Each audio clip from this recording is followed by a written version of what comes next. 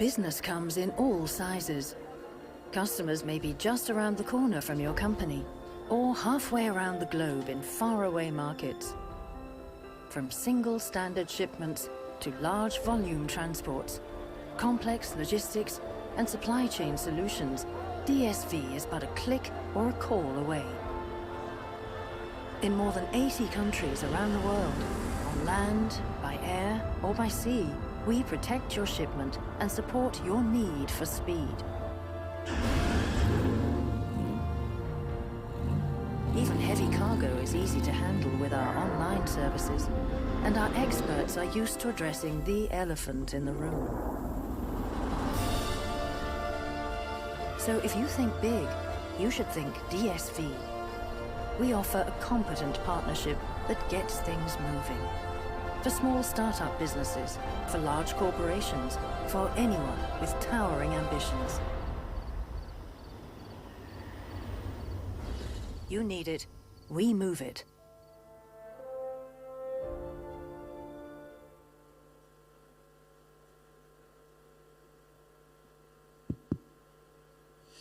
Mesdames, Messieurs, bonjour. Retour au réel, après le Kilimandjaro, après le désert jordanien, si je me souviens bien. Nous voici réunis pour parler d'un sujet terre-à-terre et néanmoins fondamental, les nouvelles énergies. Je me souviens ici à la SITL, j'anime pas mal de débats depuis quelques années. Il y a 8-9 ans, ces débats intéressaient peu. Aujourd'hui, ils sont passés dans la culture collective du monde du transport et de la logistique. Foi de médiateurs et de journalistes, je m'en rends compte, et c'est un des secteurs où les choses se sont enracinées le plus vite. Je parle bien de la conscientisation, pas forcément de la prise de décision, mais en tout cas c'est un secteur qui a évolué vite et qui, deuxième anecdote, il y a 8 ans je me souviens d'un constructeur de gros camions qui était tout seul comme un malheureux pour présenter son camion au gaz naturel véhicule il y a 8 à 9 ans, et aujourd'hui ça défile sur son stand, comme quoi les choses changent. 2 chiffres, ou peut-être 3, allez 3, il y a 6 millions de véhicules utilitaires en France qui circulent tous les jours, 95% sont au diesel. Comme vous le savez, il y a des zones de faible émission, des villes qui ne veulent plus de camions en ville. Ces zones de faible émission étaient étendues à 45 villes et métropoles, seront étendues à 45 villes et métropoles à partir de 2025, et on en envisage une centaine en tout. Ça, c'est la loi climat et résilience. Cela pourrait priver, en théorie, l'accès à la ville de 18 millions de véhicules. C'est beaucoup à l'échelle de la France, si on fait une statistique rapide. Face à ça, que faire ? On a déjà évoqué sur d'autres débats des solutions en termes d'aménagement, des solutions foncières, et puis il y a les solutions de motorisation, les solutions énergétiques, les solutions d'ingénieurs. Demain sera-t-il fait de quoi ? Sachant quand on parle de transition énergétique, il n'y a jamais de transition. On a beau faire du nucléaire, on continue à utiliser de la biomasse. Donc les moyens dits nouveaux ne font que se rajouter aux anciens en espérant prendre leur part de marché. Donc après le diesel qui semble être condamné, en effet, passera-t-on au gaz compressé, liquéfié, vert, semi-vert, totalement vert ? Passera-t-on à l'hydrogène, à l'électricité, à l'hydrogène liquéfié, à l'hydrogène sous forme de pile à combustible ? Enfin voilà, tout est ouvert. On va voir ça avec nos invités. À ma gauche, Pierre-Emmanuel Martin, qui représente le syndicat Enerplan et son entreprise Terre et Lac Solaire. Philippe Prémat, PDG de l'entreprise du même nom, c'est la vôtre, Les Camions Rouges, Prémat. Vincent Prévost, vous êtes le responsable transport d'une toute petite boîte de surgelés, Picard. Et François Dedieu à votre gauche, pareil, une toute petite PME de distribution d'énergie, GRDF. Vous êtes chargé de mission gaz naturel véhicule. Bon, on va commencer par vous d'ailleurs. Le gaz naturel, il avait le vent en poupe, je l'ai vu. Aujourd'hui, on a l'impression que le nouveau Saint Graal, c'est l'hydrogène. Le gaz, on en parle moins. Dans la loi rénovation énergétique, la RE 2020, la ministre est passée du tout gaz au tout électrique et au tout biomasse. Ça vous inquiète pas pour l'avenir ? Ça, on a l'impression que la société ne veut plus voir le gaz. Alors, la société, effectivement, elle est restée sur une image du gaz qui est fossile. Le gaz se verdit. Alors, il se verdit doucement parce que c'est assez nouveau. Ça fait que 10 ans qu'on autorise à injecter du gaz vert dans les réseaux en France. Avant, ce n'était pas autorisé, donc on a pris un peu de retard par rapport aux autres filières d'énergie renouvelable, mais il se verdit et je pense que ça va changer un petit peu la perception qu'en ont les pouvoirs publics. Par contre, sur la dynamique et sur le concret, quand on regarde les chiffres, si j'en avais qu'un seul à donner, vous en avez donné plein tout à l'heure, moi c'est les chiffres d'immatriculation poids lourds, 5%, donc 5% des poids lourds immatriculés depuis le début de l'année étaient des poids lourds au gaz. Ça paraît pas énorme, mais c'est à peu près les mêmes parts de marché que ce qu'on a en termes de véhicules électriques sur les voitures particulières. Donc finalement, le gaz aujourd'hui, c'est un peu ce qu'est l'électrique sur les véhicules légers. Il y a une vraie dynamique, il y a un vrai engouement. D'accord. Alors, on va peut-être faire une explication de texte. Le gaz, il est compressé, il est liquéfié. Il se présente comment? Alors, il se présente effectivement sous les deux formes, comprimé à 200, 250 bars pour des usages, on va dire, moyenne distance jusqu'à 400, 500 km. Et quand on a besoin d'aller jusqu'à 1000, 1500 km, on va plutôt le liquéfier à moins 163 degrés, donc dans des cuves cryogéniques qui vont permettre effectivement d'atteindre des autonomies identiques au diesel. Bon, et le gaz vert, je vais faire le faux naïf, comment peut-il être vert, monsieur de Dieu? Eh bien écoutez, c'est hyper simple. Faire du gaz vert, c'est un procédé qui est vieux comme le monde, hein, c'est la décomposition des déchets organiques, n'importe quel déchet qui contient finalement déchets végétaux ou peut se dégrader, produire naturellement du méthane et du CO2 et on récupère ce méthane, on se débarrasse du CO2 et ensuite on peut l'injecter dans les réseaux de gaz ou l'utiliser directement comme carburant. Mais vous savez la question que je vais vous poser, va-t-on tomber dans le syndrome allemand, c'est-à-dire pour faire du gaz il me faut des gros méthaniseurs et puisque le méthaniseur est trop gros, je lui balance des résidus de porcherie, des cultures dédiées, du maïs, etc. Et in fine, je ne gagne rien d'un point de vue écologique. Alors, heureusement, non. Alors, on est parti en retard, comme je disais tout à l'heure. On a eu 10 ans de retard par rapport à nos voisins allemands sur le lancement de la filière méthanisation. Mais on a pris conscience des dérives, justement, du modèle allemand et on a mis des garde-fous qui nous permettent de ne pas reproduire les mêmes erreurs. Donc, en France, effectivement, on n'a pas le droit d'utiliser des cultures dédiées pour faire du gaz, ou alors dans des proportions très très faibles qui permettent juste de stabiliser le mélange. Donc voilà, on limite déjà ces spéculations et ces dérives. Et en termes de grosses unités, après on a les seuils d'acceptabilité et même la constitution des tarifs de rachat du biogaz privilégie plutôt des installations de taille petite ou moyenne pour limiter aussi la distance de transport des intrants, etc. Donc on est un modèle qui est beaucoup plus vertueux, je pense, que celui de la domaine. Bon, c'était difficile de faire pire, cela dit, pour avoir vu quelques méthaniseurs. Ça veut dire que ces installations sont votre propriété, vous aidez les agriculteurs à les constituer, comment ça se passe? Alors, nous, on est là pour exploiter le réseau, donc on fait finalement le lien entre la production et la consommation. On est quand même facilitateur, on fait de l'accompagnement de projets et la promotion de ce gaz vert, mais ce ne sont pas nos unités, hein. C'est bien les exploitants, souvent des exploitants agricoles ou même des sociétés projets qui sont bien propriétaires de leur installation. Nous, on est là vraiment pour connecter le tuyau et assurer le débouché. Bon, mais est-ce qu'il y a assez de gaz dans le tuyau? C'est quoi le gisement de gaz vert en France? Alors, théoriquement, donc là encore les chiffres varient. On a à peu près aujourd'hui 400 TWh de gaz consommé en France. C'est une consommation qui va progressivement diminuer avec un changement de la répartition. On aura de moins en moins de chauffage grâce à l'isolation des bâtiments, etc. Un peu plus de mobilité. Si on se place à 2050, on sera autour des 300-350 TWh qui se décomposeront en 3 grandes briques de gaz vert. Un grand tiers pour la méthanisation, donc les process qu'on connaît actuellement. Un deuxième grand tiers avec des technologies qui sont un tout petit peu moins mûres aujourd'hui, comme la pyrogazéification. Explication de texte. C'est-à-dire, voilà, on va utiliser des déchets plutôt de bois, des déchets ligneux, avec des traitements qui sont peut-être un tout petit peu plus complexes, moins mûrs aujourd'hui, mais qui permettront d'accéder à un potentiel plus large. Et puis on viendra compléter sans doute avec de l'hydrogène en mélange ou en recombination avec du CO2. Donc on fait hydrogène plus CO2, ça fait du méthane de synthèse. La méthanation. C'est vraiment c'est la méthanation, c'est pour la troisième brique. Donc voilà, sur le potentiel théorique, on peut couvrir tous les usages. Après, c'est une question de coût. Effectivement, c'est des technologies au fur et à mesure de leur avancement qui coûteront de plus en plus cher. Et ça induira effectivement dans le prix du carburant. Justement, monsieur Prémat, le coût, c'est cher le gaz. Vous avez 30 camions gaz, 30 tracteurs, c'est ça? Oui, c'est ça. Actuellement, on a une trentaine de véhicules gaz sur un parc de 500 moteurs à peu près.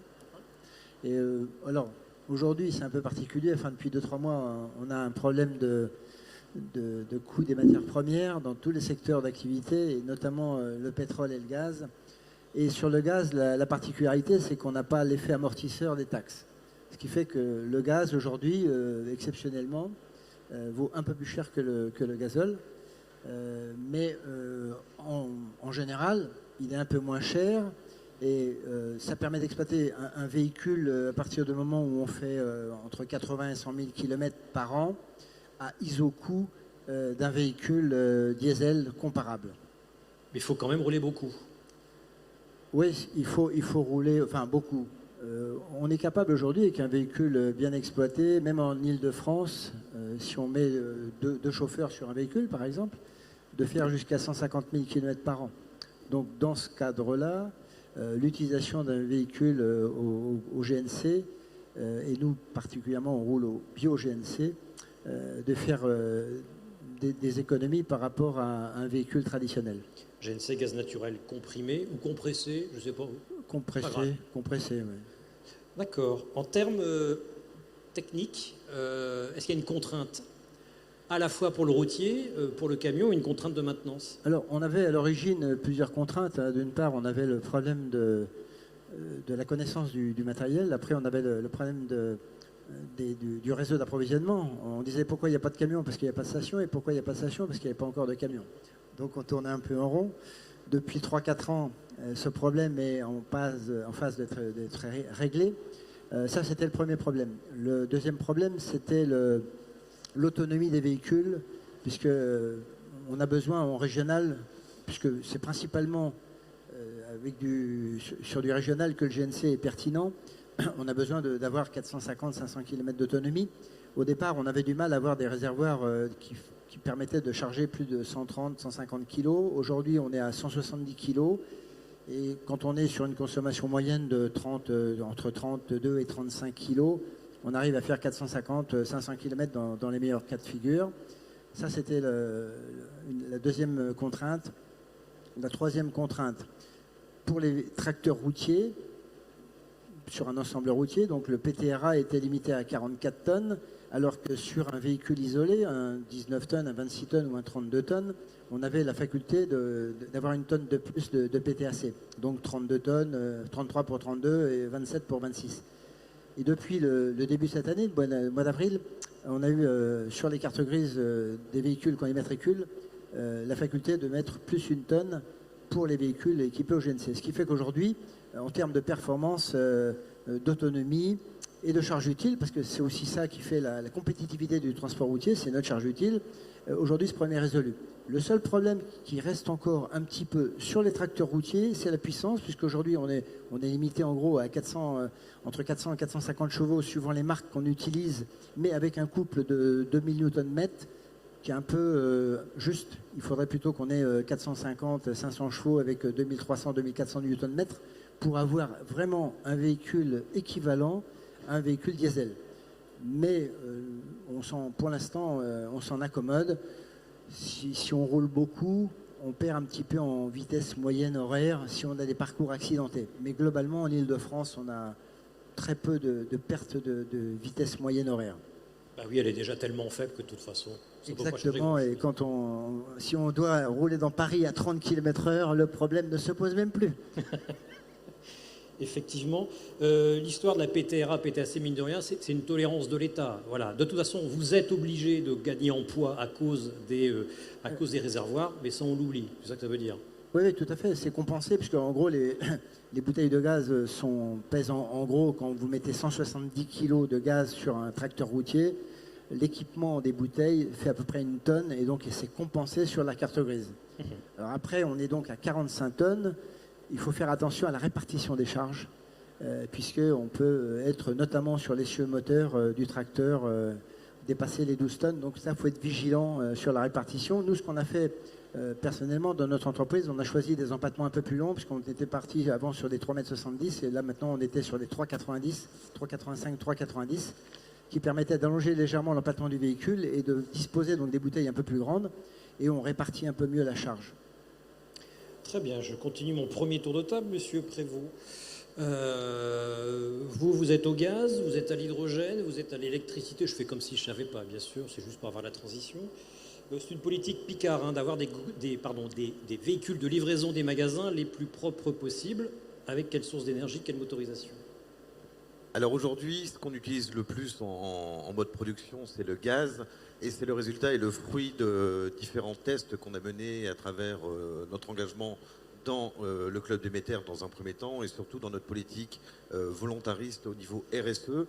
Cette politique a été dans les années passées très orientée produit, et depuis une petite dizaine d'années, aujourd'hui, on oriente vraiment vers les services et les prestations associées, d'où cette multiplication de tests, aussi bien sur la motorisation que sur les groupes froids.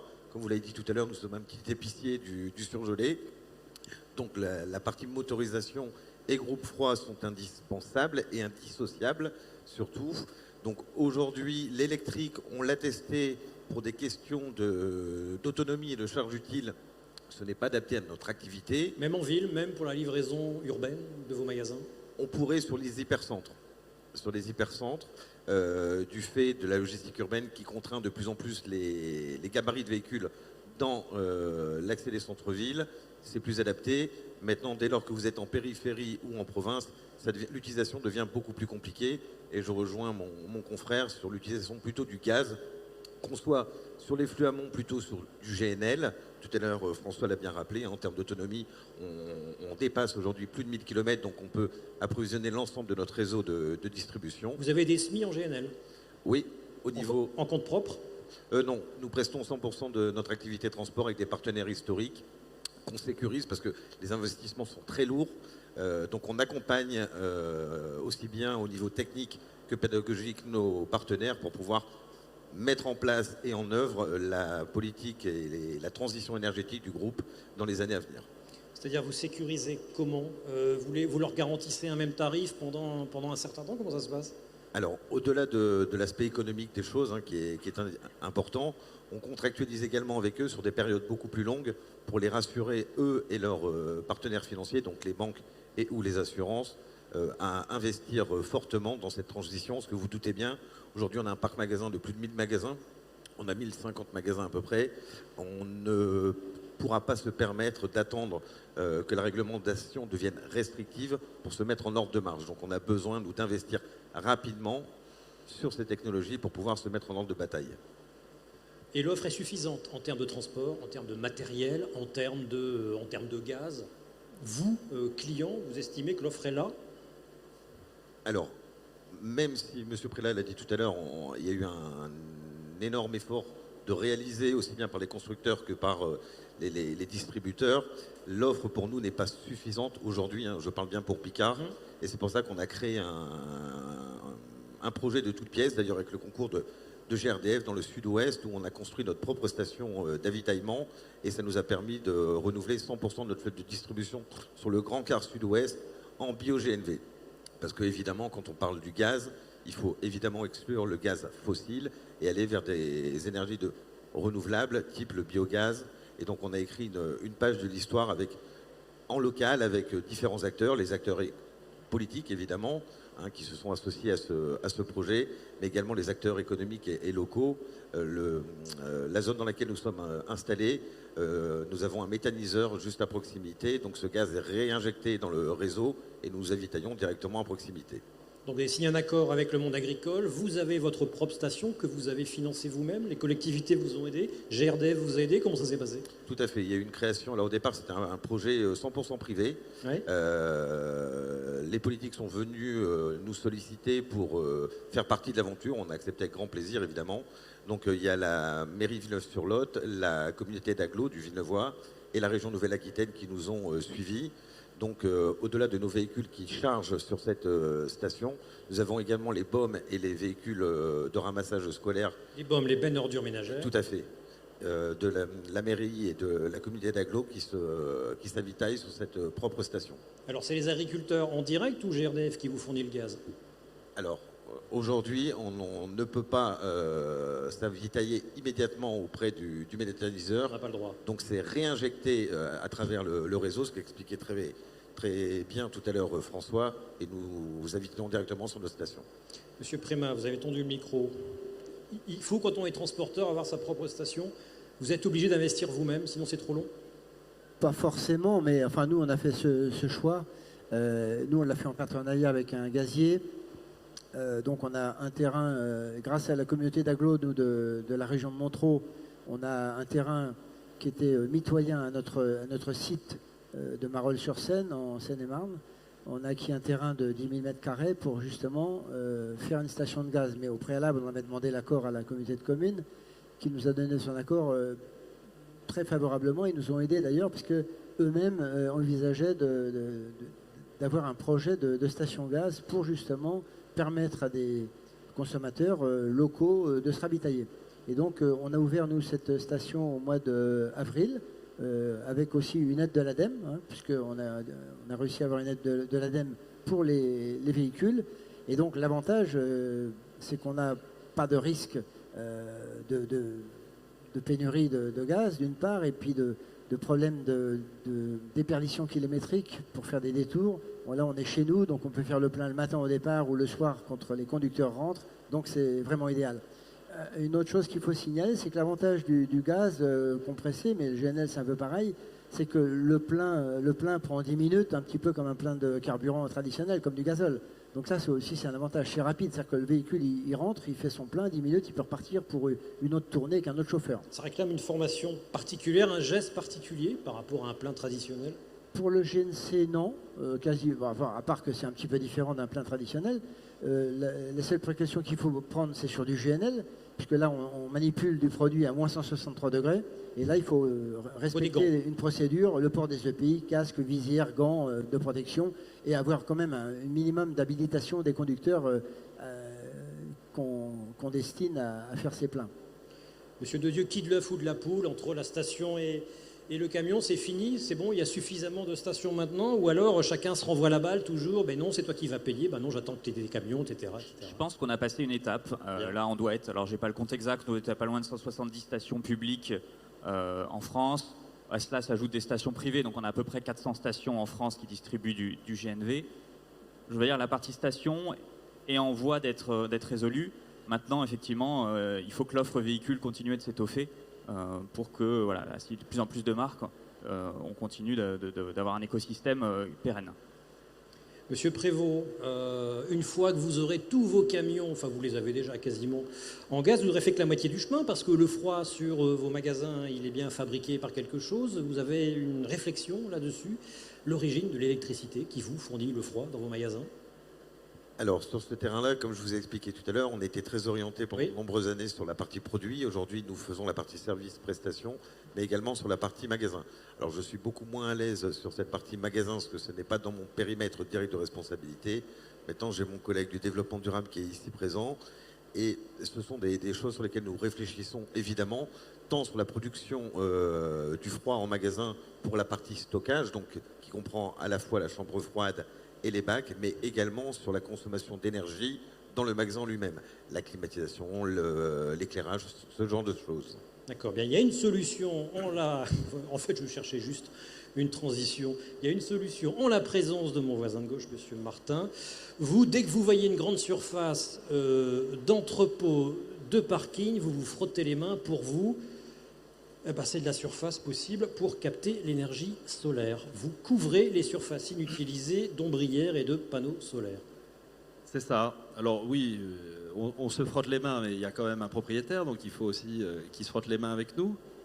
Donc, on n'y arrive pas. Effectivement, alors aujourd'hui, il y a une solution qui est effectivement le photovoltaïque. Bon, qui est aujourd'hui inscrite dans la loi, et c'est une réglementation qui s'impose aujourd'hui à tous les bâtiments. La loi climat et résilience oblige tous les nouveaux bâtiments de plus de 500 mètres carrés à avoir soit en toiture un système photovoltaïque, soit une toiture végétalisée. Bon. Je ne m'exprimerai pas sur la toiture végétalisée. Dans les deux cas, on capte l'énergie solaire. Dans les deux cas, on capte de l'énergie solaire, mais dans le cas du photovoltaïque, on crée de la valeur, on crée de l'électricité. Et il y a un marché. Un marché qui fait qu'on peut valoriser aujourd'hui sa toiture. Mais on vous répondra, c'est ce que j'ai souvent entendu, oui, mais ma toiture n'est pas conçue pour, les panneaux solaires c'est lourd, ça va boucher mes puits de lumière, donc j'en fais pas. Non, alors d'abord, on parle ici de nouveaux bâtiments. Donc on peut imaginer le stock se renouvellera. Donc pour les nouveaux bâtiments, c'est réglé, on est obligé. on est obligé, mais il faut considérer donc une petite équation simple. Effectivement, un bâtiment neuf qui doit accueillir du photovoltaïque, il y a un surcoût. C'est un surcoût, ça sera réglementaire, mais globalement, on a une structure qui doit être adaptée et on doit avoir un complexe bitumineux ou élastomère qui doit accepter dessus des panneaux photovoltaïques et des plots qui vont compresser ou comprimer la toiture. Donc mieux vaut l'envisager dès le départ, le panneau Donc solaire. on l'envisage dès le départ et c'est un surcoût qui est maîtrisé, 10 à 15 euros du mètre carré. Mais une fois que vous avez du solaire dessus, vous allez en retirer un revenu. Et ce revenu cumulé, selon que vous êtes locataire, parce qu'il y a des entreprises qui, comme la mienne, vous louent vos toitures, mais je ne suis pas le seul, je vous rassure, il y a d'excellents confrères qui le font, ou investisseurs, parce que vous allez produire d'énergie, cette énergie va sur un marché, le marché de l'électricité, et peut ramener en cumul, soit en tant que locataire ou soit en tant que propriétaire, plusieurs dizaines d'euros par mètre carré. Donc on a un investissement, et c'est un investissement productif. Donc l'électricité que vous fabriquer, en fait, doit vous rapporter. Sinon, le système économique ne tient pas. C'est ce que vous dites, vous ne pouvez pas la consommer directement. Si, on peut la consommer directement, mais effectivement, il faut qu'il y ait un usage. Donc là, effectivement, je crois que les groupes froids, et en particulier Picard ou TFE, sont très en pointe là-dessus, mais je les laisserai s'exprimer. Je pense qu'ils ne conçoivent plus de centres logistiques sans système d'autoconsommation.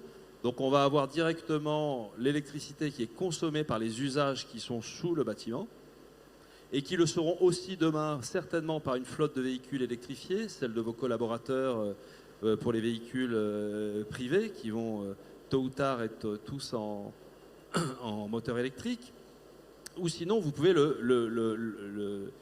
l'injecter sur le réseau. Et aujourd'hui, on attend avec impatience un décret là, qui va arriver, qui fait qu'on pourra, au choix, basculer de l'un à l'autre, pour soi, pour le réseau, avec un filet de sécurité qui aujourd'hui est un filet très intéressant pour rentabiliser son système, et je dois le dire, qui est beaucoup moins cher que ne le devient aujourd'hui l'électricité, puisque l'actualité, enfin certainement vous vous en inquiétez tous, c'est qu'aujourd'hui le prix de l'électricité est en train de flamber.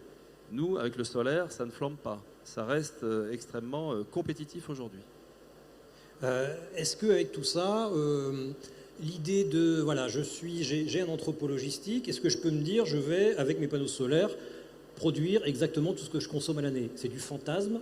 C'est une réalité économique ou on en est loin encore? Alors, bon, il y a évidemment tous les cas de figure. L'entrepôt logistique consomme assez peu, hors groupe froid ou processus de production intense en énergie dessous. Un entrepôt logistique consomme assez peu. Hein, une surface, on intervient sur des surfaces entre 50 000 et 100 000 mètres carrés. Vous allez installer dessus entre 4 et 8 mégawatts. Ça fait une énergie considérable. Ça va faire à peu près 10 gigawattheures par an. Est-ce que votre entrepôt dessous consomme 10 gigawattheures? Ça m'étonnerait. Pour du groupe froid, oui. Mais donc ça veut dire qu'il y aura quand même la question de la disponibilité d'une surface très importante pour devenir, ou en tout cas rentabiliser cette cinquième façade qui aujourd'hui reçoit de l'énergie de manière tout à fait passive. Et ça va dégrader plutôt votre toiture au fil du temps. Les UV ont un effet corrosif très important et surtout augmenter la température interne. Et aujourd'hui, avec des systèmes cool roof plus modules bifaciaux, vous pouvez ralentir. Modules bifaciaux, explication. Module bifacial. Un module bifacial, historiquement, le module reçoit directement l'énergie et la convertit directement en électricité. Aujourd'hui, nous avons des modules qui peuvent profiter de l'effet albédo pour exploiter l'énergie qui est renvoyée par la surface en arrière des modules. Donc ça veut dire qu'on met plus de goudron sur le toit, on met de la On peinture va blanche. essayer plutôt de les mettre en blanc et d'avoir des toitures blanches qui permettent d'augmenter 10 à 15% la production du système à iso-coût en termes photovoltaïques. D'accord. Et pour le soir, est-ce qu'on met des batteries? Est-ce que ça a un intérêt de mettre des batteries? Alors là, effectivement, vous avez du foncier, on a du bâtiment. Aujourd'hui, il y a un marché de l'électricité qui, historiquement, on avait un seul opérateur qui gérait son parc, principalement nucléaire et hydraulique, et en fonction des usages, appelait ses centrales.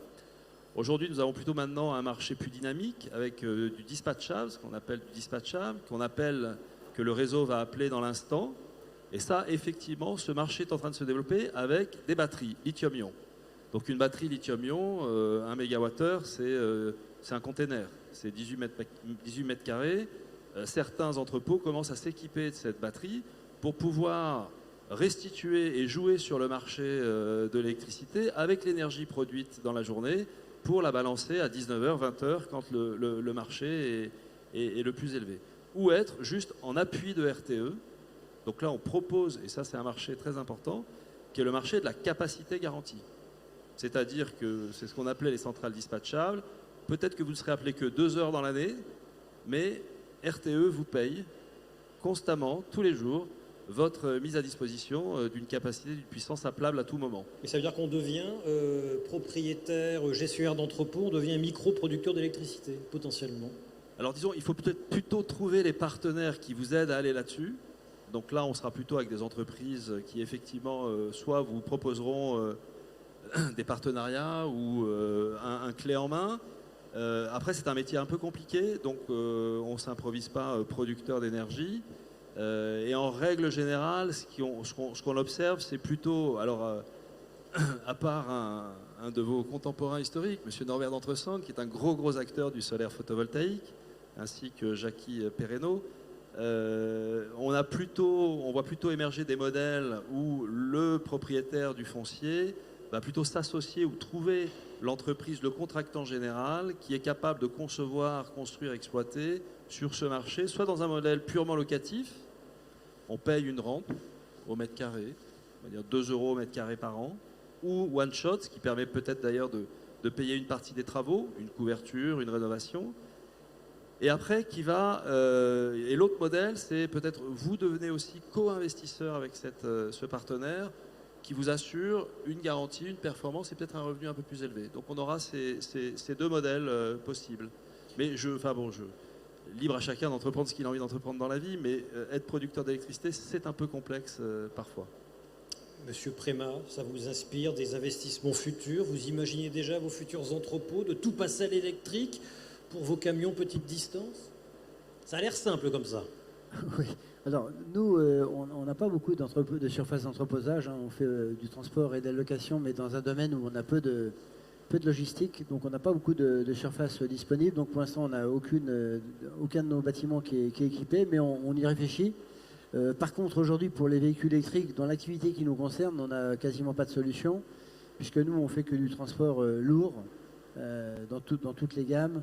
On fait une activité qui ne permet pas, en tout cas aujourd'hui, on n'a pas d'offre de véhicules qui nous permettent d'imaginer de l'électrique aujourd'hui. Après, l'autre problème de l'électricité, c'est la performance du véhicule, la compétitivité, puisque nous, on recherche de la charge utile au maximum. Avec un véhicule électrique, c'est pas tout à fait la solution. Donc, nous, on n'envisage pas le véhicule électrique pour nos activités. Par contre, on est en train de regarder des solutions hydrogène, puisque ça, avec la pile à combustible, mais encore une fois, il n'y a pas d'offre encore sur le marché de disponible. Et puis, le deuxième souci, ça va être le réseau de distribution de l'hydrogène et surtout la question de l'hydrogène décarboné, puisque aujourd'hui, l'hydrogène, s'il n'est pas décarboné, il n'y a aucun intérêt environnemental. Oui, puis l'hydrogène décarboné, c'est souvent par électrolyse, donc autant utiliser l'électricité à la source. On peut se poser la question. J'anime un débat sur l'hydrogène spécifiquement. Demain, vous y pensez, Monsieur Prévost, à l'hydrogène? Alors, oui, vraiment très très loin. Voilà. Aujourd'hui, on y pense. Maintenant, les tests ne sont pas encore réalisables en termes de production pour les acteurs économiques. Donc, on est encore en mode projet. C'est pour ça que je parlais tout à l'heure sur cette transition. On est bien sur une échelle de temps. Il y a la partie expérimentation et après, il y a la partie exploitation. Nous sommes des acteurs économiques et nous avons besoin de prédire ce type d'alternative. Et aujourd'hui, l'hydrogène nous paraît une alternative sérieuse, au bémol près de ce que vous venez de dire sur l'hydrogène vert, ce qu'on a fait également sur le gaz, je l'ai bien rappelé tout à l'heure, et ce qu'on pourrait dire également sur l'électricité. Parce qu'il faut bien prendre l'ACV, le cycle de vie complet de l'empreinte carbone qu'on va laisser pour être distribué à nos clients sur l'ensemble de la chaîne, y compris sur la production de l'énergie. Et l'électricité, le gros problème aujourd'hui, c'est la production et le retraitement des batteries. Et on pourrait même y ajouter, et on le voit bien aujourd'hui avec la pénurie de matériaux au niveau mondial qu'on peut subir actuellement, que les productions de ces batteries avec des métaux rares vont devenir dans les années qui viennent très compliquées. Donc ce sont des technologies que nous étudions, nous faisons des tests, mais nous restons quand même très prudents. Il ne faut pas oublier, vous le disiez tout à l'heure en introduction, Iveco avait mis le premier véhicule en mode production, hein, j'entends, en 2007, c'est très récent, on a à peine 15 ans de recul, et je pense qu'on est au moins, alors peut-être pas sur cette même échelle de temps, mais en tout cas pas loin de la décennie pour pouvoir le voir vraiment en production dans nos entreprises.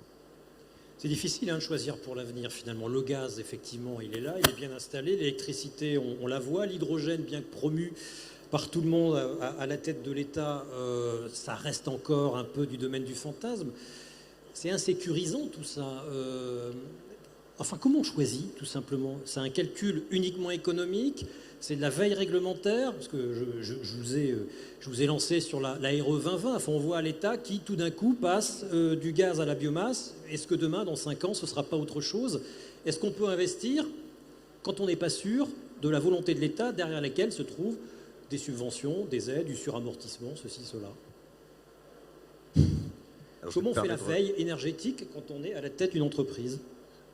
Je me permets de reprendre la parole, parce que justement, vous pointez là du doigt une vraie problématique pour nous, les acteurs économiques, c'est la vision du politique, aussi bien sur la partie réglementation, on parlait de logistique urbaine tout à l'heure, quid demain, on a 45 aujourd'hui communes qui vont passer en ZFE sur une période très courte, c'est rien à l'échelle des 36 000 communes.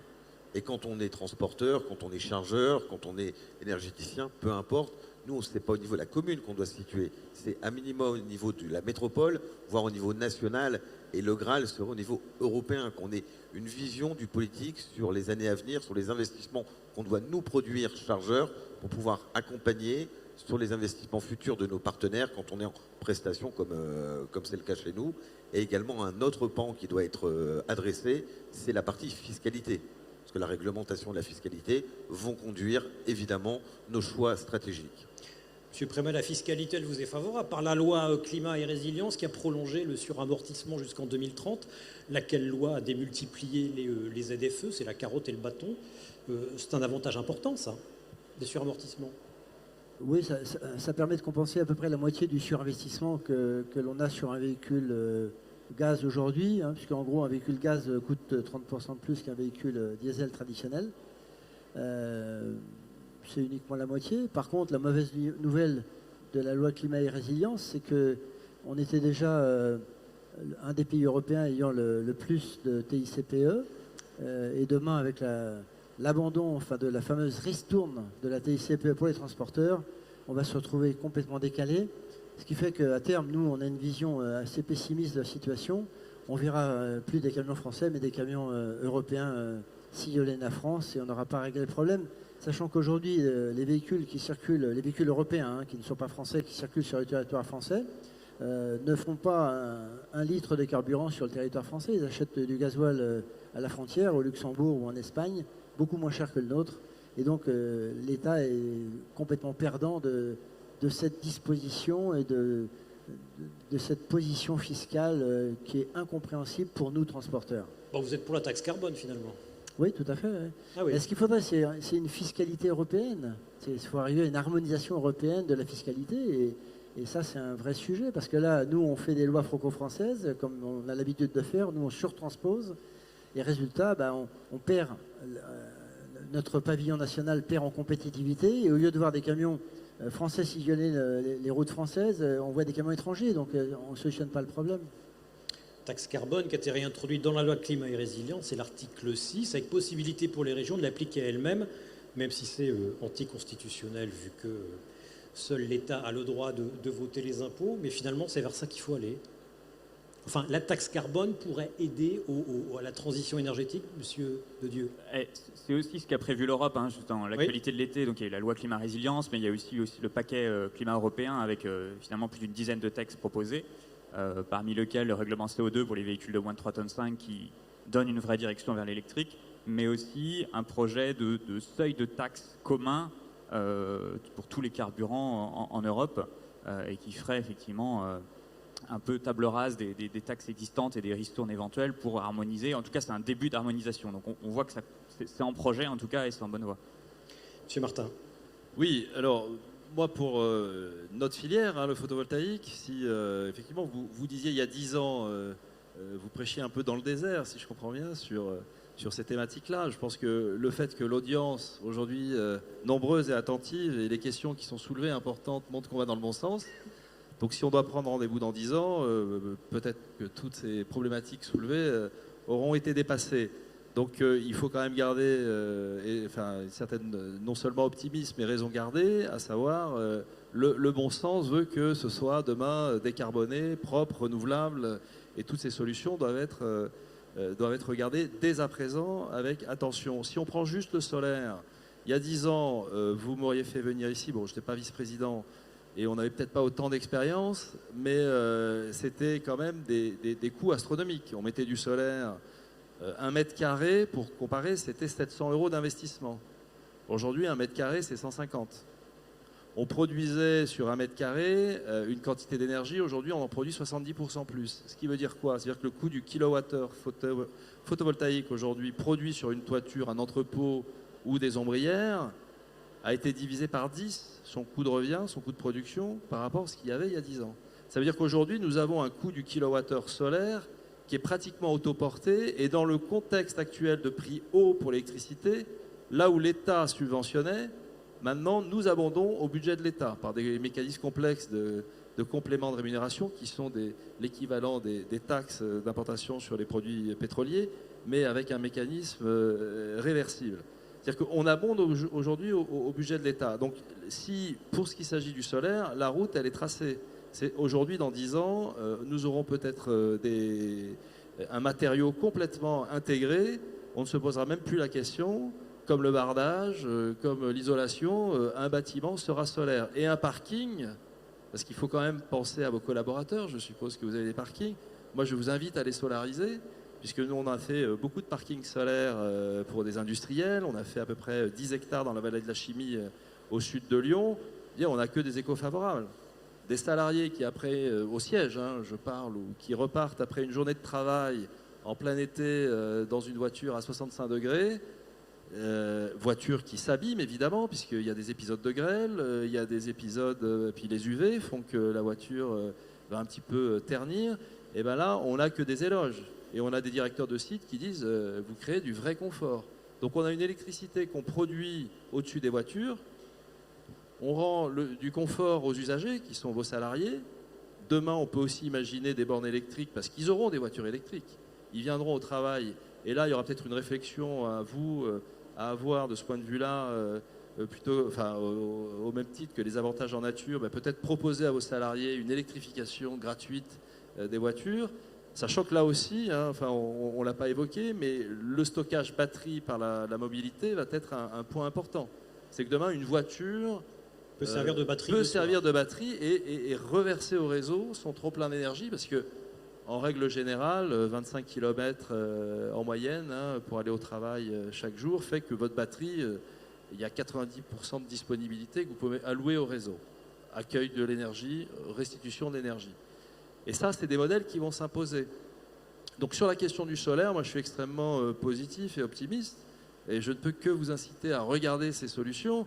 Alors évidemment, avec vos problématiques effectivement de rapport poids-puissance, nous sommes dispersés. Voilà, nous ne pouvons pas jouer de proposer de solutions, de solariser des camions, voilà. Mais je pense qu'en termes de production décentralisée d'énergie sur les centres logistiques et les parkings, c'est un truc très très important qui est en train de se jouer. Bon, tout de même, on a parlé de gaz vert. Est-ce qu'un panneau solaire peut être vert? Ah, est-ce qu'un panneau solaire... Alors bon, là, on a... Non, en une minute. L'empreinte aujourd'hui, le temps de ce qu'on appelle le temps de retour énergétique, c'est la quantité d'énergie qu'il faut... compenser la quantité d'énergie investie. Voilà, la quantité d'énergie qu'il a fallu pour construire un panneau. Combien de temps faut-il? Bon, c'est 6 mois. 6 mois, 1 an, voilà. Un panneau solaire, aujourd'hui, nous, on a des projets qui ont plus de 40 ans. Ce n'est pas dire qu'on les a fait il y a 40 ans, mais d'autres l'ont fait avant nous et on les a... Ça garde à peu près 80% de sa puissance initiale. C'est-à-dire qu'on peut imaginer, c'est un matériau inerte, bien entretenu, ça peut durer 1 siècle. Donc il y aura de l'électronique à changer, peut-être des câbles, mais ça dure. Donc déjà, il y a une problématique qu'on résout, qui est la question de l'obsolescence. Comme c'est inerte et que c'est un matériau qui dure, nous avons une très très longue durée de vie. Est-ce que ça se recycle? Oui, à 98%, ça se recycle. En Aujourd'hui, France en France, tout à fait. Chaque panneau solaire installé en France paye, enfin en tout cas celui qui l'installe, paye une taxe écoproduit qui est reversée à une association qui s'appelle PV Cycle. Et PV Cycle va gérer un certain nombre de lieux où les panneaux vont être délaminés, récupérer le verre, récupérer... voilà. Et c'est Veolia qui a été retenu et qui gère l'ensemble des cycles PV Cycle en France. Merci, mesdames, messieurs. Y a-t-il des questions? Levez la main et j'arrive. La première est difficile à lever, mais ensuite, en général, c'est une forêt de bras qui se lèvent. Ne me détrompez pas, sinon j'ai l'air malin. Je vais devoir meubler jusqu'au bout. Voilà, merci. J'arrive. Je vous demanderai juste de vous présenter. Bonjour. Bonjour, j'avais juste une question pour le monsieur. Vous dites 6 mois? Ouais, Gérald Tansen, développement durable chez Picard. Le solaire, vous dites 6 mois pour un panneau France ou panneau Chine? Enfin, l'origine de l'énergie grise, elle est prise en compte? Ça peut varier. La quantité d'énergie qu'il faut pour un panneau est principalement contenue dans sa fabrication. Le transport, c'est peanuts. Enfin, aujourd'hui, en termes de coût, c'est pas peanuts. Puisqu'on a quand même un affrètement qui a été multiplié par 7 en termes de coût, c'est un peu compliqué. Mais en termes de quantité d'énergie, c'est principalement sa production. Donc c'est la même chose France ou Chine. La seule différence, je veux dire, le coût de transport, la quantité d'énergie, pardon, pour le transport, c'est pas grand-chose. C'est principalement couler du silicium, le transformer en cellules, l'encapsuler et ensuite, plus le verre, plus l'aluminium et le VA qu'il peut y avoir dessus. Ça demande beaucoup d'énergie. Le transporter de Chine en France, c'est des millions de panneaux dans un bateau. Finalement, c'est très peu. Après, derrière la question, il y a la question du coût environnemental Après, et c'est social ça. en Chine. Voilà, tout à fait. Donc après, ça va être effectivement... là, sur la Chine, je crois que beaucoup de nos produits manufacturés et électroniques, puisque le panneau solaire émarge à une industrie, c'est l'industrie de l'électronique. Hein, donc là, on va partir, plus que de la Chine, on va parler de la zone Asie. Hein, Singapour, Cambodge, Vietnam, Thaïlande. Donc là, effectivement, c'est un gros centre de production de modules. Donc c'est 90% des modules proviennent de ces régions. L'Europe, c'est 5%. Et puis après, on va avoir sur les États-Unis 5%. Donc effectivement, historiquement, les foyers de production sont en Europe. C'est l'Espagne, c'est l'Italie, c'est l'Allemagne et c'est surtout la France. Il faut le rappeler, la France a été quand même le leader de la production de panneaux photovoltaïques jusqu'au début des années 2000. Oui, mais c'est fini. Oui, c'est fini, comme beaucoup de choses, me semble-t-il. Enfin, on reparle de la réindustrialisation de notre pays et nous sommes dans la vague. Donc après, c'est en termes de, effectivement, l'impact, là où ça va être fabriqué. La Chine est un grand pays, il y a des zones qui sont totalement électrifiées sous hydro ou sous nucléaire, donc on va avoir un contenu carbone très faible de ces modules qui vont arriver en France, mais on peut être dans d'autres provinces où c'est à 100% charbon, la production d'électricité. Il faut essentiellement de l'électricité pour produire un module. Hein. C'est un process pour les fours, bon. Et donc, selon d'où ça vient, on aura un contenu carbone plus ou moins élevé. Aujourd'hui, le bilan carbone de certains modules chinois est aussi bon, si ce n'est meilleur, que les modules fabriqués en Europe. Avec des cellules norvégiennes, avec des cellules, un encapsulage, etc. C'est-à-dire qu'aujourd'hui, le meilleur... Alors, on doit être à peu près à l'équivalent, les meilleurs modules en termes de chiffres, on est à 400-450 kg équivalent CO2 par kilowattheure produit. On a des modules chinois qui arrivent à 550. C'est beaucoup déjà quand même. Oui, c'est beaucoup, mais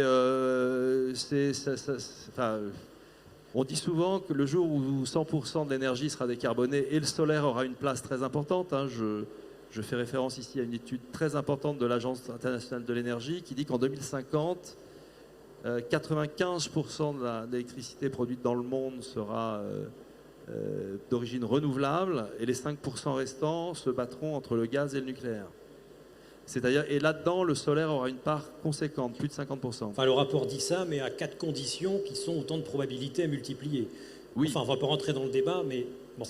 Vous avez tout à fait raison. Ne rentrons pas dans ce débat. Mais Non. ça veut dire qu'il est quand même juste, on gardera l'idée que l'Agence internationale de l'énergie, c'est l'équivalent de l'OPEP dans les pays de l'OCDE, qui était principalement focus sur le pétrole. Donc avoir une Agence internationale de l'énergie qui nous dit ça, c'est quand même un signe très, très important. Mais voilà, après, la question environnementale des biens fabriqués en Chine se pose pour Pour tous à peu les près produits. tout. Mesdames, Messieurs, notre question, et j'arrive vers vous.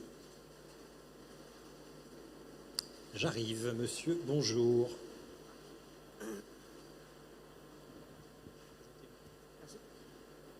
Bonjour, Maxime Garidou, Groupe Rocher, Achat Transport. Sur cette conférence, on a beaucoup parlé du gaz, de l'électrique, de l'hydrogène et du photovoltaïque. Que penser du biofuel? Merci pour la question que j'ai oublié de poser. Le biofuel. Le biofuel. Ah, les biocarburants. Bah, les biocarburants, alors il y a du biocarburant et il y a du carburant de synthèse, mais le biocarburant, aujourd'hui, nous, on considère que ce n'est pas une vraie solution, puisque aujourd'hui, les véhicules qui roulent à l'oléosan n'ont pas la possibilité d'avoir la vignette critère 1. Donc aujourd'hui, il n'y a aucun intérêt, puisque dans les ZFE, il faut être critère 1.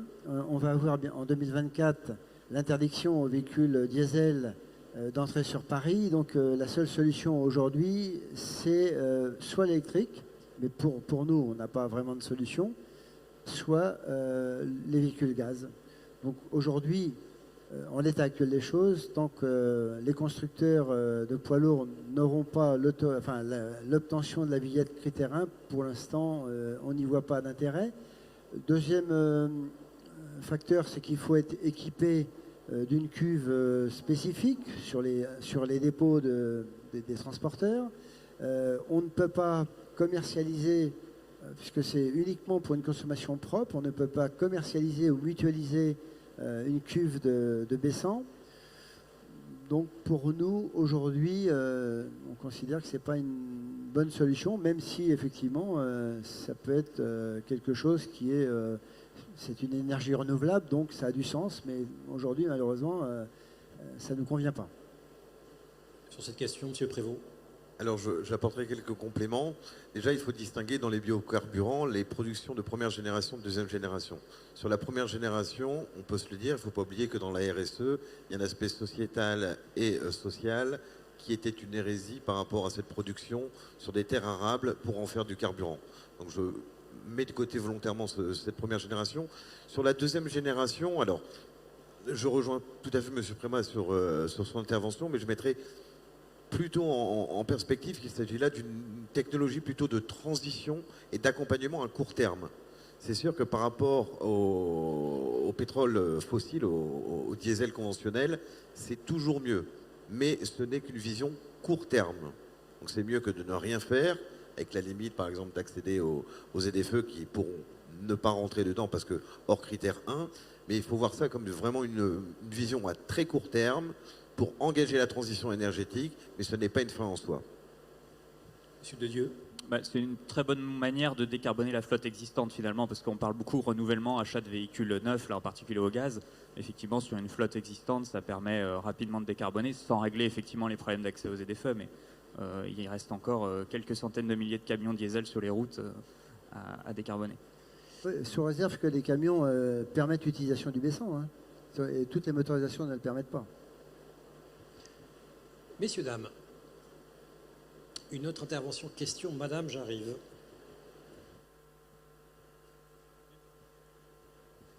Bonjour, je suis Jennifer Labattu d'Arbas, la présidente du groupe Labattu et de sa filiale Vers chez vous.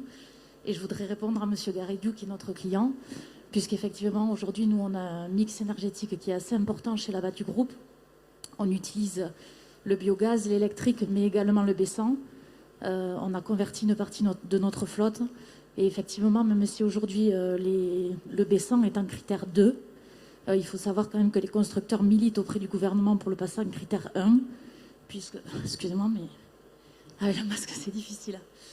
Puisqu'il faut savoir quand même qu'on travaille avec l'ADEME et que l'ADEME nous certifie aujourd'hui que le colza, Donc le B100, c'est 60% en moins de CO2 et 80% en moins de particules fines. Et je crois que les particules fines, aujourd'hui, c'est un sujet qui est quand même de santé qui est très important. Voilà. Non, peut-être il y a un vrai débat, effectivement, parce que, alors, au-delà de la réversibilité des véhicules qui roulent au biocarburant, qui est en passe d'être résolu parce qu'effectivement, ils ont obtenu des certifications avec des capteurs qui empêchent la marche arrière, il y a, enfin, le retour en diesel pur, pardon.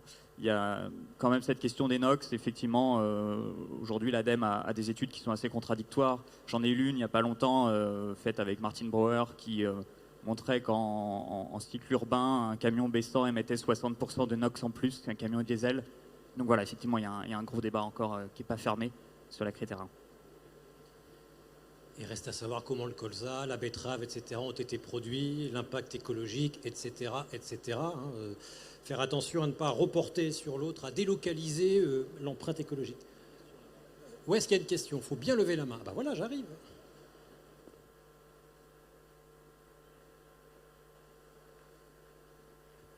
Oui, donc Pierre Camel, Géodis, et j'avais une question parce qu'on a parlé du GNC, on a parlé du bio-GNC, on a parlé du GNL, mais on n'a pas parlé de bio-GNL. Et je me demandais déjà techniquement qu'est-ce qui bloque, pourquoi on n'arrive pas à faire du bio-GNL, et ensuite pour quand est-ce qu'on peut attendre les premiers camions qui rouleraient au bio-GNL? A priori, le GNL, c'est du biogaz liquéfié. Je me trompe. Alors, la question, elle est presque plus philosophique finalement, parce qu'aujourd'hui, quand on est sur du bio-GNC, on a du biométhane, donc vraiment du biogaz produit qui est injecté dans le réseau et qui ressort sur une station. Donc on voit un lien physique, on voit quelque chose de concret. Finalement, on alimente un réservoir d'un côté en biogaz et on en ressort de l'autre.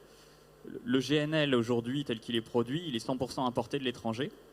Faire du bio-GNL dans le système actuel, ça reviendrait à mettre une garantie d'origine, donc quelque chose de virtuel, sur un produit physique qui est importé.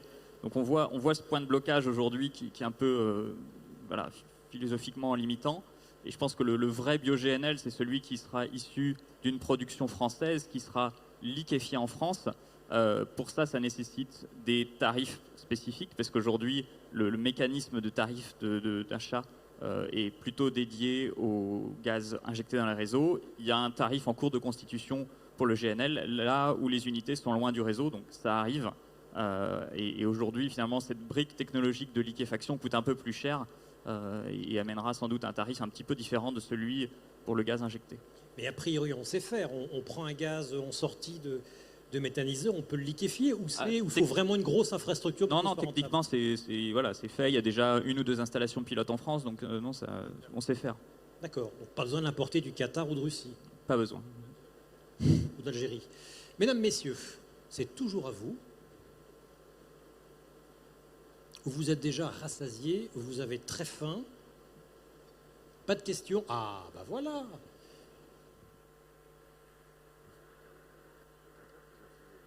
Bonjour, Thierry Vatelin, bureau d'études chez COS. On est maître d'œuvre, station-service, nouvelles énergies. Notre gouvernement nous annonce une fin théorique des moteurs thermiques, de la production du moins des moteurs thermiques en 2035. Aujourd'hui, on sait que le rétrofit des moteurs gasoil vers l'hydrogène fonctionne, avec une consommation réduite de 90%. Des constructeurs comme Deutz ont produit un moteur poids lourd hydrogène qui a l'air de vouloir fonctionner, qui est à l'état de prototype, mais qui devrait sortir. À peu près tous les moteurs de nos véhicules légers qui fonctionnent à l'essence peuvent tourner au gaz avec quelques adaptations. Est-ce que vous pensez, en tant que chef d'entreprise, avec le poids que vous avez, vous positionner contre la fin des moteurs thermiques et avoir votre avis également sur cette déclaration qui me paraît complètement décalée? Moi, si je peux me permettre une toute petite précision, le texte de loi dans le climat résilience, il n'est pas fin des moteurs thermiques, c'est fin des moteurs majoritairement à énergie fossile, et la nuance est de taille. Oui, enfin, on voit quand même le but, de toute façon. Ça ne veut pas dire la mort de la technologie, en fait, c'est juste pour ça. C'est qu'on pourra continuer à utiliser des moteurs au biocarburant, au biogaz, etc., mais à condition d'être à majorité en énergie renouvelable à l'entrée. Cette petite subtilité, elle est passée parfois à la trappe dans certains médias, donc voilà, c'est important de la préciser. Monsieur Préma, le rétrofitting, on peut effectivement modifier une motorisation, arriver vers l'hydrogène, aussi vers l'électricité. Il y a une présentation demain de la société Rev Mobilities là-dessus, David Puech, qui fera une présentation à 11h20 sur cette solution. On vous l'a proposé, Monsieur Préma, ça vous semble intéressant?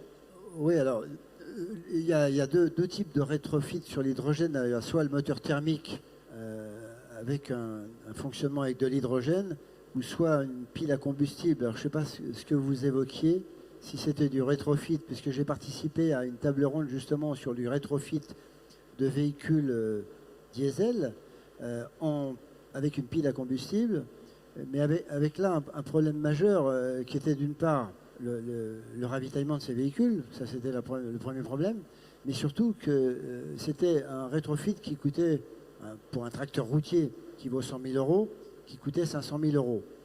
Donc c'est pas viable économiquement, premièrement. Sur la partie thermique, effectivement, nous sur des fortes puissances, sur du convoi exceptionnel, aujourd'hui on n'a pas de solution pour 2024 pour entrer sur les ZFE et notamment celle de Paris, et de véhicules homologués en critère 1. Donc, on est en train d'étudier une solution avec un constructeur pour rétrofiter des moteurs thermiques diesel actuels en hydrogène. Alors, la particularité, c'est sur des convois exceptionnels, on peut mettre derrière les cabines des packs de bouteilles, puisque la consommation d'un véhicule qui roule à 150 ou 180 tonnes en convoi exceptionnel, on consomme à peu près 1 litre de gasoil à la tonne aujourd'hui. Donc on a des consommations qui dépassent les 120 litres au 100. Donc il faut une quantité d'hydrogène importante. Et donc ça, c'est un peu une contrainte. Mais on y travaille et on espère, en bénéficiant d'une subvention, pouvoir faire un essai réel d'ici 2024, si jamais l'interdiction de circuler avec des véhicules diesel sur la ZFE du Grand Paris est maintenue. Et si aussi il n'y a pas de dérogation, parce qu'on imagine qu'il puisse y avoir des dérogations nous permettant de continuer pour certaines activités à utiliser des véhicules thermiques diesel. Mais on travaille dessus parce que c'est toujours intéressant d'imaginer des solutions du futur. En tout cas, pour l'hydrogène, il y a un débat demain à 9h25. Et on en est à 13 € le kilo d'hydrogène. Hein. C'est ça. Ce qui revient à un équivalent de 2 € le litre d'essence. C'est ça? C'est ça. Voilà. Donc ça reste encore d'un tarif élevé. Mesdames, Messieurs, d'autres questions, remarques, interpellations? Eh bien, on continue. En vous écoutant, je me dis que pour mettre en place ces solutions, même si le marché est mûr, les esprits sont là, tout le monde accepte tout, il faut quand même y aller doucement. Il y a quelques incertitudes, il faut une ingénierie financière, c'est complexe. Le modèle économique des nouvelles énergies dans le monde du transport et de la logistique est complexe. Non, pas plus que pour le diesel. Non, aujourd'hui, nous, sur les solutions gaz qu'on exploite aujourd'hui, c'est relativement simple. C'est quasiment à iso-coût, avec la contrainte que j'évoquais tout à l'heure d'équilibre économique à 100 000 km, à part aujourd'hui où effectivement le prix de l'énergie a flambé depuis 2-3 mois, où là, effectivement, il y a un problème économique à court terme. Mais sinon, non, c'est relativement simple. Il n'y a pas de système de subvention à aller chercher, non, rien. Vous pouvez le faire de vous-même. Oui, complètement. Pour l'électricité, c'est pareil? Alors, pour le photovoltaïque, puisqu'on parlera ici que du photovoltaïque, c'est quand même un sujet un peu complexe, hein, l'électricité. Donc, on conseille toujours de s'entourer de bons professionnels.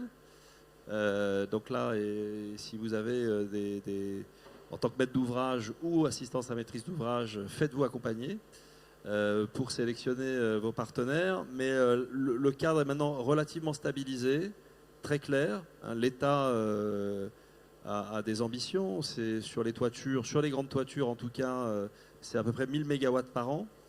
Donc 1000 MW en termes de surface. C'est très important. Ça va être à peu près 5 millions de mètres carrés par an. Donc il faut aller les chercher. Sachant qu'en dessous, on sera plutôt dans le secteur agricole. Donc ça, il y a un secteur aussi qui est très important, qui est privilégié, c'est le secteur agricole. Mais en théorie, c'est assez simple, avec de bons professionnels. J'ai toujours la mémoire d'un constructeur, d'un promoteur immobilier qui me disait mais c'est tellement simple le solaire qu'à côté, nous, béton. Bon, au bout d'un an, il est reparti en me disant mais comment vous faites? C'est très compliqué quand même le marché de l'énergie. Voilà, donc il faut garder humilité et si vous êtes intéressé, trouver les bons partenaires qui vous accompagneront sur la solarisation qui est aujourd'hui une obligation pour les nouveaux bâtiments. Mais faites attention, il n'est pas exclu que ça soit étendu demain aux bâtiments existants ou en tout cas pour une partie. Et de plus en plus en Europe, puisque c'est quand même, là on peut parler d'intégration européenne, il y a quand même une question, c'est que l'Europe agit dans un sens pour une décarbonation complète du système énergétique. Aujourd'hui, il y a des villes, des agglomérations, des zones en Europe où tous les bâtiments, tout nouveau permis de construire, et y compris les grands centres logistiques anciens, doivent être couverts de photovoltaïque. C'est la question de la rareté de l'espace qui est ici en jeu. On peut récupérer des certificats d'économie d'énergie quand on met des panneaux solaires sur son toit? Oui, on peut aussi. Alors, si on double effectivement la question d'une solarisation d'un bâtiment avec une amélioration de son isolation, effectivement, on peut aussi récupérer un petit peu de certificats d'économie d'énergie. Sachant, oui, j'ai oublié de le dire aussi, il y a ce qui explique aussi l'industrie avance, mais l'industrie du financement avance, puisque le solaire photovoltaïque, il y a 15 ans, les banquiers nous regardaient avec des yeux comme ça. C'était un petit peu compliqué à financer, le système assurantiel n'était pas stabilisé, enfin, les questions d'étanchéité, je vous en passe, c'est des meilleures. Aujourd'hui, il y a des solutions de financement, y compris en leasing. C'est-à-dire que vous avez un bon bilan, une bonne structure bilancielle, vous avez des banques qui vont vous aider à financer votre projet sur 10 ou 12 ans, y compris en autoconsommation, donc sans soutien gouvernemental. Et aujourd'hui, on a aussi résolu la question de l'étanchéité, puisqu'il y a des dispositifs qui permettent en tout cas avec des fabricants, de garantir des étanchéités sur 20, voire même peut-être 30 ans demain, sur des toitures plates. Monsieur Prévost, juste une question. Est-ce que l'incidence de la région dans laquelle vous implantez a une incidence sur la rentabilité des panneaux? Excellente question. Alors, effectivement, il y a plus de soleil dans le sud. Ah non, c'est dans les champs, l'insolation est plus forte. Non, évidemment, il y a quand même une incidence directe puisque c'est le soleil est la source primaire d'énergie. Après, sur la question de la rentabilité, non, on est vraiment sur... par exemple, il y a aussi des appels d'offres que le gouvernement lance régulièrement. Paradoxalement, il y a beaucoup de projets qui sortent dans les Hauts-de-France. Parce que dans les Hauts-de-France, il y a peut-être plus de facilité, plus d'envie, plus de hangars logistiques. Et le Sud est un peu plus complexe pour faire du business dans la logistique. Enfin, voilà, donc toute chose égale par ailleurs. Évidemment, si vous avez la chance d'avoir 100 000 mètres carrés à Port-Saint-Louis, oui, c'est une balle, mais encore faut-il les avoir. Et parfois, c'est plus simple de faire 40 000 mètres carrés à Dijon. Effectivement, il y a beaucoup d'entrepôts chez moi dans le Nord, ce dont a parlé beaucoup Xavier Bertrand, qui était à votre place, Monsieur Prévost, hier. D'ailleurs, Monsieur Prévost, tout à l'heure, on évoquait le besoin de clarté réglementaire, juridique, à l'échelle de l'Europe, de l'État, mais c'est déjà des niveaux élevés. Qu'est-ce que vous attendez, vous, des métropoles, comme clarification des chartes logistiques, comme certaines métropoles en ont?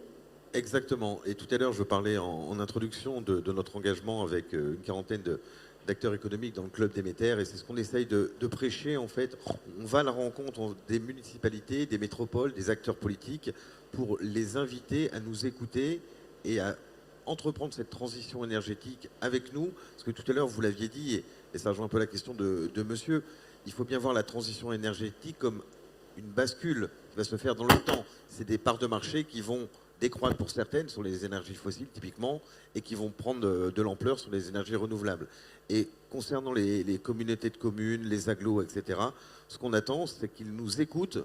Évidemment, nous, on n'est pas là pour faire de la politique, on est là pour s'inscrire dans le tissu local et leur permettre de nous accueillir autant que faire se peut, avec des nouvelles technologies. Actuellement, nous sommes en discussion, par exemple, avec la mairie de Paris. Un article a été publié ce matin sur le sujet, sur une expérimentation en livraison décalée, ce qui permettra à la fois, nous, de gagner en vitesse commerciale et côté municipalité, d'avoir une congestion beaucoup moins importante sur les premières heures du matin, là où l'ensemble de nos clients souhaiteraient être livrés finalement. Oui, c'est vrai qu'avoir les motorisations les plus propres tout en étant enfermés dans des bouchons, on se demande si on n'a pas perdu quelque chose. Mesdames, Messieurs, oui, pardon. Oui, et à ce sujet, il y a aussi un deuxième pan qu'on n'a pas adressé pendant cette conférence et qui est important, c'est quand on parle écologie, on pense empreinte carbone, les NOx, etc. On n'a pas parlé d'une pollution qui est très importante, c'est pour ça que je voulais parler des livraisons en horaire décalé, c'est la pollution sonore. Cette partie sonore est très importante et nous perturbe. Pour les groupes froids, en particulier pour les groupes froids. Groupes froids et moteurs, les deux sont concernés. Et justement, c'est pour ça que nous, on incite à nous accueillir sur les territoires et à nous permettre de faire nos expérimentations pour démontrer que politiquement, il y a un intérêt, économiquement évidemment, mais également pour les riverains avec une qualité de vie qui retrouve une efficience. Donc ça veut dire des camions qui font moins de bruit, des groupes froids qui font moins de bruit, des chauffeurs qui ne claquent pas la portière, qui coupent l'autoradio, ça veut dire qu'on retire les pavés des rues. Comment on fait pour avoir moins de... les camions qui répondent à la norme PIC, avec tout ce qu'il y a derrière, c'est pas que le camion, c'est l'infrastructure qui accueille le camion à 3h du matin. Exactement, c'est vraiment l'ensemble de la chaîne, parce qu'aujourd'hui, que ce soit les groupes froids et les moteurs et les équipements, typiquement le haillon, ce genre de choses, répondent à une norme hollandaise qui est la norme PIC, donc on sait combattre ce bruit.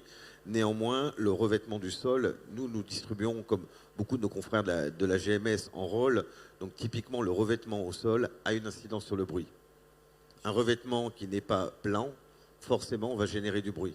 Même si le chauffeur est formé à l'utilisation de son véhicule, à l'utilisation de nos ouvertures de magasins, le revêtement a un impact, donc forcément le politique retrouve toute sa place. Parce que là, on se retrouve sur l'espace urbain.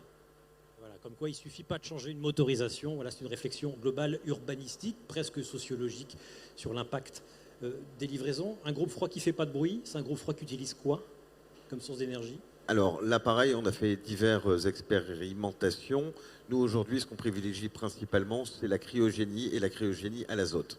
D'accord, donc de l'azote liquide. Tout à fait.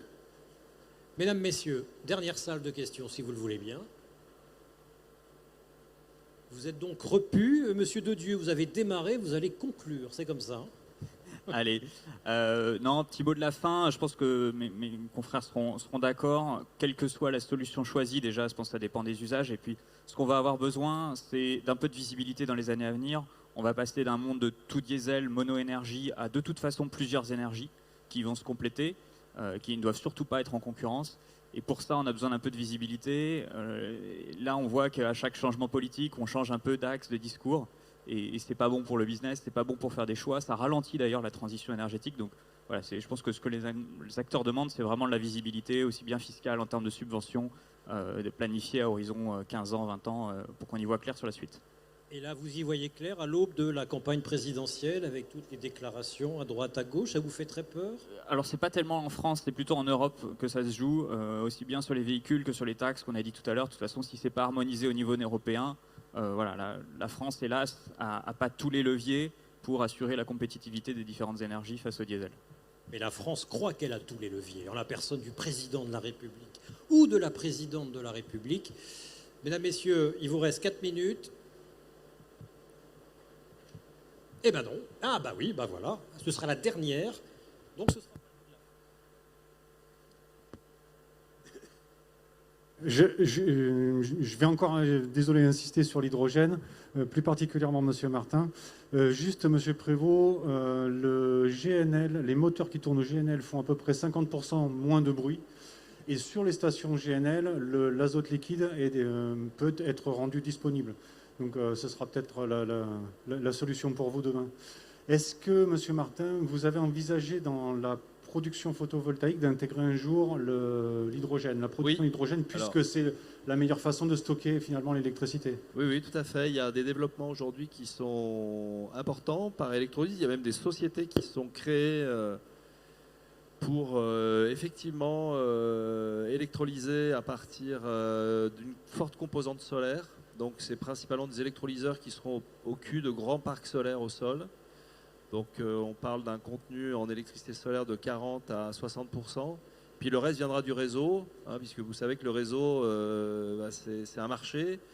Aujourd'hui, on fait l'expérience d'un prix haut, mais sur le spot, on peut aller de 0, voire même des prix négatifs, jusqu'à plusieurs milliers d'euros en période de pointe. Et ces entreprises-là feront de l'hydrogène avec une forte composante solaire, puisqu'on aura les 3 classes. On aura l'hydrogène renouvelable, l'hydrogène bas carbone et l'hydrogène commun, gris ou bleu, je ne sais plus quelle est la classification, mais c'est ce qu'on a décidé en France.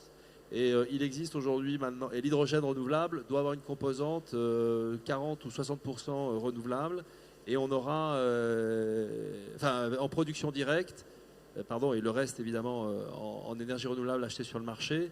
Et là, on aura, c'est une composante très très importante. Alors c'est de l'hydrogène qui sera produit pour des usages industriels, puisqu'après, faire de l'électrolyse pour ensuite faire une hydrolyse, ça a juste un non-sens. Mais là, ce sera le marché de l'hydrogène industriel qui, à 98%, est de l'hydrogène carboné. Et on en parle demain, même salle, mais pas même heure, 9h40, je vous dis 9h25, débat sur l'hydrogène, et à 11h20, présentation de cette solution de rétrofitting qui m'intrigue par Rev Mobilities. Merci, messieurs, mesdames, messieurs, vous pouvez aller manger. À bientôt, à demain j'espère, au revoir.